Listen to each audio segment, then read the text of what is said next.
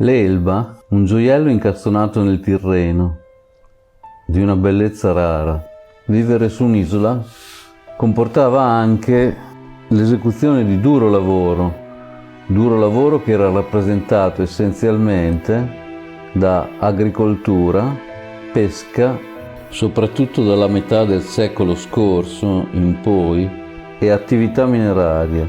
L'Elba, infatti, per chi non lo sapesse, è probabilmente il principale deposito di materiali ferrosi di tutta la nazione italiana.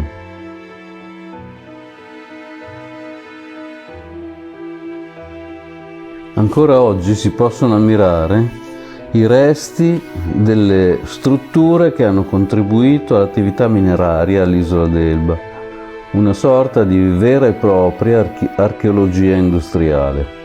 È stato organizzato quindi il parco minerario dell'isola d'Elba, che consta di diversi siti.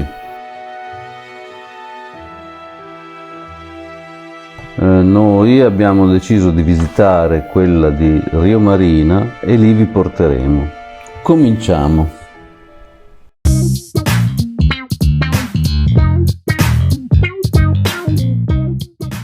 Bella giornata, decidiamo di fare una gita. Destinazione Rio Marina.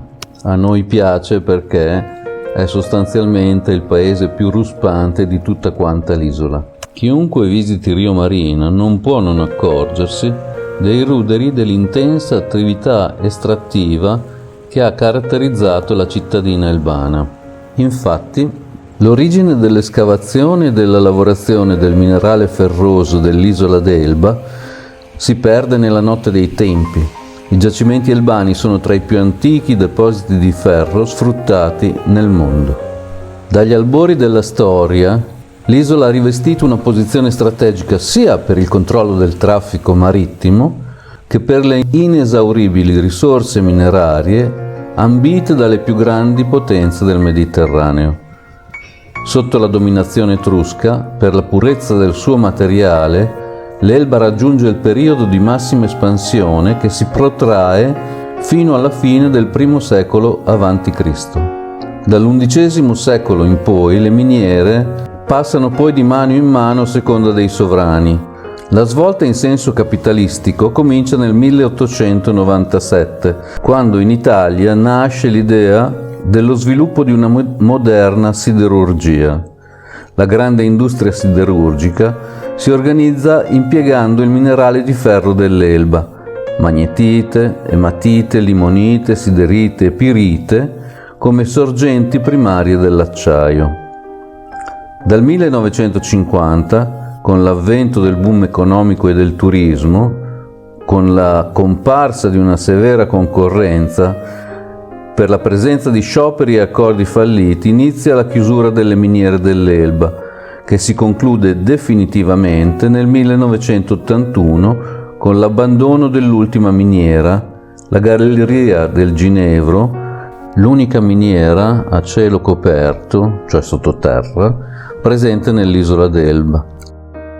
A questo punto, visto che ci siamo, una visita al Museo delle Miniere di Rio Marina mi pare d'obbligo. Accanto a una ricca collezione di minerali si incontra la rivisitazione e la ricostruzione di quello che doveva essere l'ambiente minerario dei tempi che furono e gli strumenti che i minatori impiegavano per l'estrazione del minerale.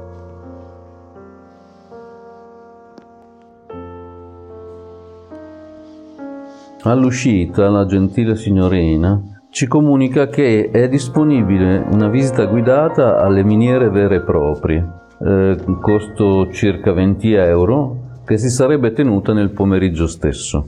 Come non andare? Siamo curiosi come delle scimmie. Allora stabilita, montiamo su un vecchio mezzo militare e via per recarci alle miniere vere e proprie. Quella di Rio Marina è una miniera a cielo aperto.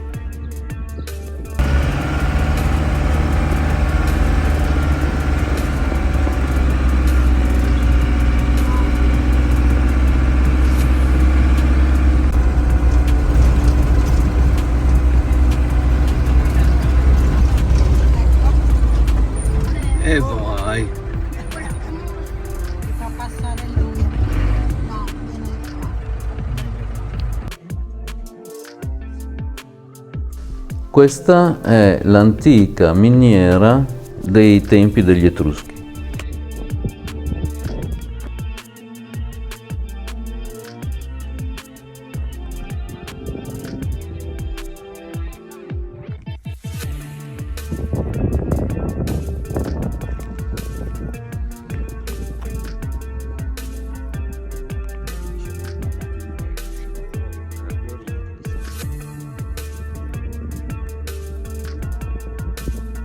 E questa probabilmente è l'attività più divertente di tutta la gita.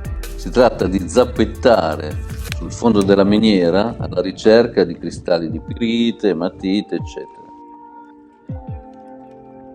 Ma la gita alla miniera di Rio Marina è prossima alla fine ed è ora di cominciare a scendere, tra splendidi panorami come potete vedere.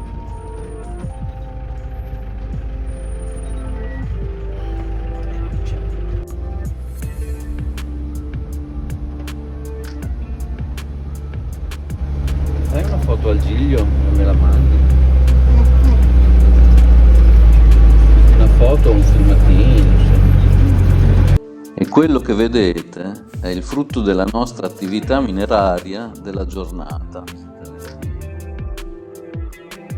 Un grande cristallo di pirite, molto bello.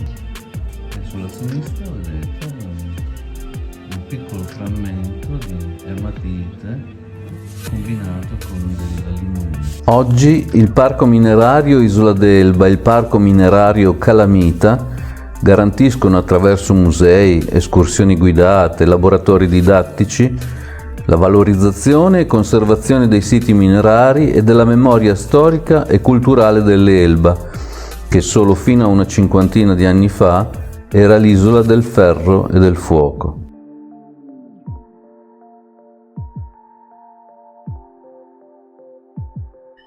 Grazie per aver seguito questo video e se avete esperienze da condividere o consigli da aggiungere, lasciate un commento qui sotto.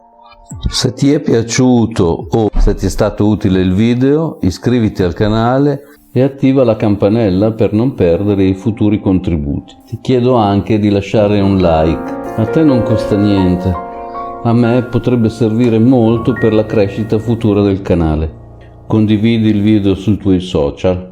Ciao e alla prossima!